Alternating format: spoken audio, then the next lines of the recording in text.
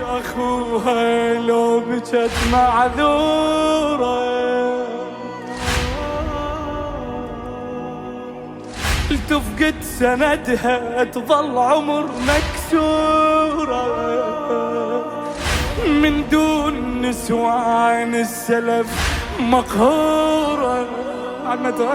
اخوانك من تلتم بيتك لو ميت ترجع عافيتك، ذولا اللي يكبر بيهم صيتك تيجان الراس، ذولا لصانوا ملح العشرة كل واحد ينقاس بعشرة، مأمنتهم بجفوف الزغرة من عين الناس.